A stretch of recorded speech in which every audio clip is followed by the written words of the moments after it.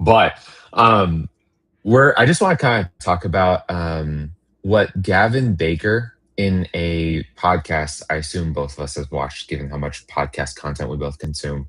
Talking about the token path. And this is an idea of like Databricks lives in the quote unquote token path. Of course, the Frontier Labs live in the token path. And this idea of if your startup doesn't live in a core token path, you're kind of done for.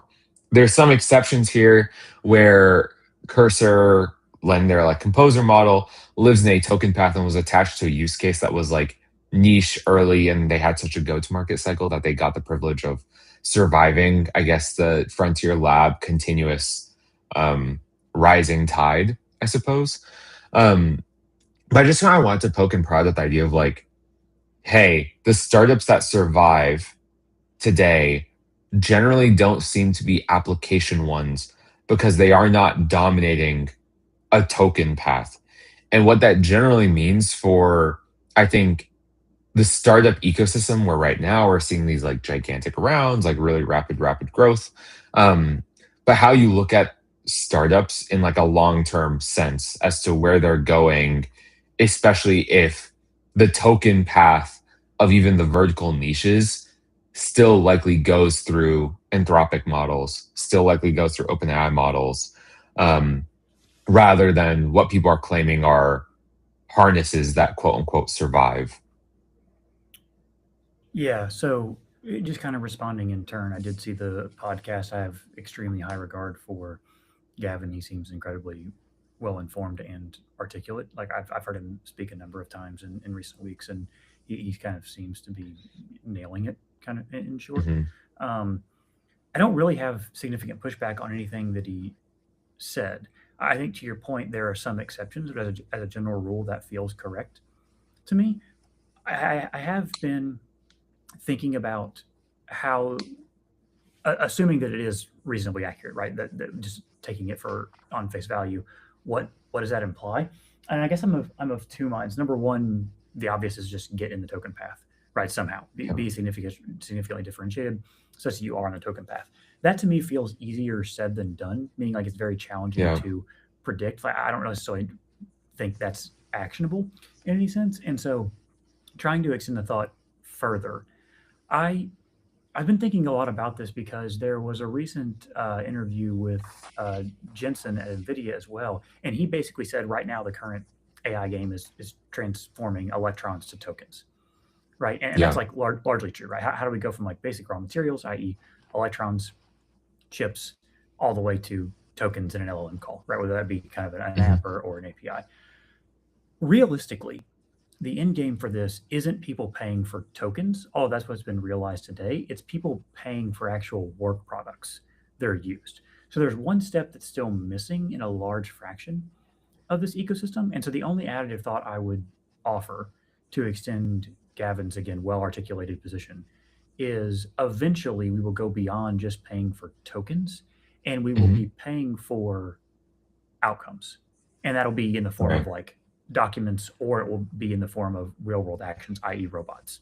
Right? It won't Right. just be like turn it into tokens. It will be turned into like moving part from position A to position B or like make my bed, right? Or like whatever the robot is Right. supposed to be doing. Eventually that has to translate to like some real world outcome. Otherwise it just dies at the token production and it kind of just ends up in this ether where something exists but no one's ever really using it. And so again, I'll kind of pause there for reaction. That's my only thought. Number one, he's right. And so if you can position yourself strategically in the token path, that's a clear vector for winning. But assuming you really can't game your way to that, kind of strategically figure out how to do that, I do think there's still lots of greenfield opportunity in trying to figure out how to ultimately convert tokens, which is where we largely are today, into real Mhm. world products, real world Right. output that translates to actual user value in a way that goes one layer beyond tokens. If that makes sense. Right. Yeah, I think like especially on thinking about all of that, I think the thing that I was overly, I think, intellectualizing in the discussion of the token path is I think there's a lot of, whether it's rightly placed or not, I think there's a lot of like defensive plays made in the startup investing cycle that comes down to data moats as a statement. Um, but we are kind of reaching this, I think, what feels to me a point, even like some of the consulting stuff I do and like exposure to enterprises, the likelihood I think of paying for a third party tool that is very clearly like calling an Anthropic or calling an OpenAI is just like managing the prompt and managing the UI and um, organizing itself in a way that feels friendlier, feels like something that like it will get revenue for now, but it's awaiting like Claude shipping an Excel update, Claude shipping a co-work like desktop update. Um, that you can get quick rises because people want convenience, they want direct action. But if you end up discovering how to provide enough convenience, it seems likely that the labs would come along and ship a generic version anyway. And the nature of these tools is hopefully, or not hopefully, already is something that everyone's becoming more of a power user. Everyone has skills and plugins and custom prompting that they're very happy flexing. And when you punch all that in into the experience of the Frontier Labs UI UX layer, most people can craft the Claude Excel or the Codex Excel or whatever that interface is into something that they would like anyway. That the buying purchase, like the buying pattern of today, is one that is, I'm going to ride the Frontier Labs and expect it to change for the better next week, if that makes sense. Um, and so I find myself thinking a lot more. I mean, like, we talk about this all the time about like there's data sources that are missing, like sensor data that would probably be really useful in feeding and training that's absent. The real world, like, hey, I want XYZ done and XYZ happens, even if it's not software. There are hints of that where, I mean, have you seen the like hire a human website? Yes. Yeah, like stuff in that category that like is kind of like jumping a little bit of a gap there, but clearly like someone and people are thinking about bridges in that category. Um, where I think Gavin Baker and I think a lot of those podcasts, like they're talking about such high like macroeconomic factor discussions that I think for the average business person, it's probably not relevant. But in the category of business like scale that's meant to raise VC and have VC type returns, um, it is interesting to think about like what in some cases feels like UI being an irrelevant term, but UX being a relevant term that has almost a physical feature to it, if that makes sense. That I haven't yet like bucketed the right way. I haven't like processed like how exceptional it is because again we've seen Cursor Composer do well and they're getting acquired, but it's not like so broad and true beyond like a talent acquisition, if that makes sense. Mm-hmm. Yeah, the way that it's resonated with me and the way that I've been passing it on to the folks that I've been advising who are doing the YCs of the world Mhm. or otherwise interested in raising venture capital or building a company, even bootstrapping, just thinking about like how do I not get steamrolled by Right. Anthropic, right? That's kind of the sleeping giant.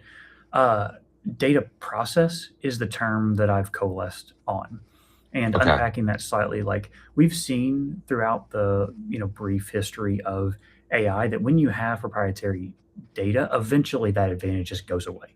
The model gets Right. better and it's no longer relevant, or somebody else kind of makes that data set again synthetically or otherwise, and it's good enough, even if it isn't Mhm. completely as good as the data that you brought, right?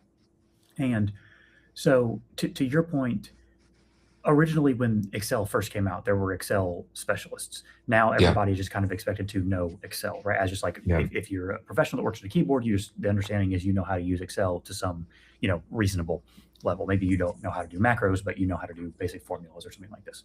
Mhm. I think the same thing is going to happen.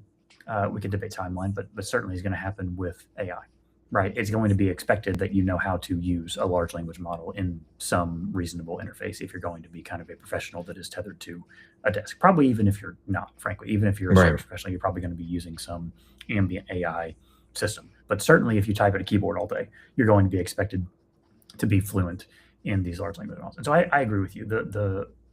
The stopgap of help somebody who doesn't currently understand how to use these models feels like a very ephemeral. Yeah. phenomena. It'll be over soon, and again, we can argue about what soon means, but I do think what persists, or at least has been what has persisted to date, is the ability to collect and refine data. Mm, And like even using the example that you stated, Cursor basically has two advantages as I would distill them. Number one, talent, right? Which is like you either are talented or you're not. There's you can only kind of be so talented. But the second is they have coding data, real yeah. world coding data, which is incredibly valuable because they were, to your point, in the token path before. Arguably, they're not really anymore. Now that's Yeah. they're positioning themselves well, but what they have is a data process that allowed them to effectively become the IDE of choice for the people who were on the frontier of coding with large language models. Right, they almost like positively Right. selected for the exact right cohort, and that Right. gave them a data process advantage. Not data that they currently had, but ability to build and compound data over time that made them incredibly valuable to an XAI or now a SpaceX, right? I And guess, I mean, to that end though, like just playing like counter, like yeah, that data process, like if we look at like Cursor obviously still has users because their go-to-market cycle is so strong, right? But if you look at like where they're positioned today, like what they're up against is, yes, their data process let them get Composer and let them build something stand out. Where there's probably some argument that Composer's cheaper to run or like does better on benchmarks relative to vanilla coding models from the Frontier Labs. That has some value, I suppose. But I'd still ultimately look at what the acquisition was, or like I guess like the pending acquisition from SpaceX as like they're talented. They not even like their data process necessarily, but like I think like what the data allowed them to do, like while they're on the token path, is just like as a team continuously upskill. That like just the value of their talent continue to go up, and just having the data just like added a skill set slash like product insight slash go to market insight that gave them some quote unquote immunity, feels like the wrong term, but like rather resistance to rising tides. They could continue along a path. Is Composer like winning people's hearts? Maybe, I don't know, but most people are still ultimately just choosing 5.5 or 4.7. Um, and in that world, that data process was still an ephemeral thing, right? It was just like, hey, we can pour nitro on our already given like talent engine. That made us more attractive to SpaceX. And insofar as SpaceX not having any sort of token path in any variety in coding, that's some level of scaffolding that I assume they are trying to catch up on, if that makes yeah. sense. No, I think Um, you nailed it. And just adding a couple words there, what I think has happened is their data process, meaning Cursors in this case, has run its mhm. course. Meaning even Yeah, that proved to be ephemeral. And like we're just at the yeah, end stage life cycle of it. Like I agree with you. But what I'm saying yeah, is what allowed them to survive for as long as they did and get to a good outcome, right? Let's not act like right. what they're getting to is a bad outcome. Absolutely, But to your point, absolutely. I think if they did just remain independent, they would be run over by the Right, Anthropics and the OpenAIs of the world. Like I do think right, that the merger, if you want to call it that, the acquisition between impending, as you said, stated acquisition, not hasn't gone through yet, but the right, assumed acquisition of Cursor from SpaceX, following right, SpaceX acquisition of XAI. The reason that's happening is because that's kind of a marriage of not really of convenience, but of demand, meaning like both right, sides need each other in order to survive and be competitive with the other two research labs. And so I right, 100% agree with you. There is no elixir, in my opinion, to knowing right, that you're not going to get run over by these right, labs. But if your claim is we have data, then I think you're kind of sunk. If your claim is we have a data process, then to your point, you have a chance because you right, can continuously upskill your org, whether that be through autonomous processes or just human upskilling, meaning your people are smarter at this task than comparable people at some other firm, right? right, And I kind of think we're going to see this play out in a as close to a real world AB as you can get because on the one hand you have Cursor, which maybe not in name but in practice is going to survive via the acquisition from SpaceX, and you have Cognition, who by all accounts kind of started reasonably in the same right, arena, and like TBD on what happens to Cognition. Right? Like I think right. there's a world in which they just simply can't keep pace. That said, their talent density is quite high, as we know, and so maybe they figure it out. But again, I'm interested to watch that kind of play out. Yeah, I guess like even just like reflecting on it more, the tone of the quote unquote like Silicon Valley room feels more like one of like I don't think it was necessarily always. I don't think this was ever actually like truly correct as a way to describe like the start game that like, oh, once you have product market fit, now it's just scale and you just kind of do scale. Like it kind of feels like product market fit is something that you have to rediscover every few months in this case. And even the best case scenario, like these acquisitions tend to be like, what is your kill streak on product market fit? Like that's your measure of talent. How long have you managed to stay relevant? And if you manage to stay relevant, you're naturally your team is learning and upskilling and keeping the flywheel of talent really, really high. That most acquisition obviously kind of consolidates at like Anthropic, OpenAI, SpaceX, wherever have you. Um, at least in like of like the software world where you have the permission to go fast all the time. So a lot of this is probably ignoring the hardware discussion of everything, but at least in the software world, um, effectively, how fast can you prove that you are fast and you Mm. stay fast and like your team can like when tripped gets up and finds a new way to start running effectively. Um, and there isn't really like at a really reductive level, there's not that much else to it almost. No, speed kills. Yeah. And Yeah. my consistent opinion on this is that's always been the case. The only Mm, difference now is the cycle time is just much faster. Like in a world right. of AI, the speed that used to survive doesn't survive anymore. Right. And so, where just using numbers, right? If the median build speed, iteration speed of a startup equals death, right? Say 50%. In a Hmm. world pre-AI, you could iterate at 75% and Right. survive. Now, if you don't iterate at the 90th percentile plus, you're dead, right? Because a Right. research lab runs over you, basically. And to your point, like take the most prominent businesses you can think of, and all of them are an evolution story of refinding product market fit as they've lived Right. through various life cycles or they've gone out of business, right? Like Right. some of the most famous companies from the 90s are no longer, Sears, Hewlett Packard. Like there's a lot of these companies that simply don't exist in the public conscious anymore because things like Meta or Amazon or Apple or Microsoft, right, have basically Right. reinvented themselves, right? Microsoft started selling physical software Right. via disk, right, and then evolved into what they are now. Google, same thing, started just in search. Now they've got their Google Cloud services. Amazon started selling books, right? That was the Right. original product market fit. Now they're obviously more AWS than they are anything, right? Right. And then similarly, like Facebook really isn't even Facebook anymore. Like most of the revenue there comes Yeah. from the other platforms, the WhatsApps, That did the one bot. Instagrams, Yeah. those kind of things, right? Google, for that matter, is YouTube and YouTube TV as well, which Right. were not core to the central kind of Google premise. So all I have to say, like, I don't think the game has changed. I just think the requirements have leveled up. And in Right. a world in which, everybody has access to superhuman level coders, again, how fast can you iterate is still the Right. name of the game, but fast is just no longer the same fast it was a decade ago or even Out of 3 years curiosity, ago. yeah, out of curiosity, like recognizing that you've been in the VC world and have like, I assume, I don't know, when did you start with DCP? I'm coming up on 4 years, not full Okay. time, but I'm coming up on 4 years now. Yeah. So yeah, so I mean, like since you started 4 years ago, like there are companies that you have been exposed to back then that like Mhm. 4 years down the line, and mind you, like ChatGPT emerged during those 4 years.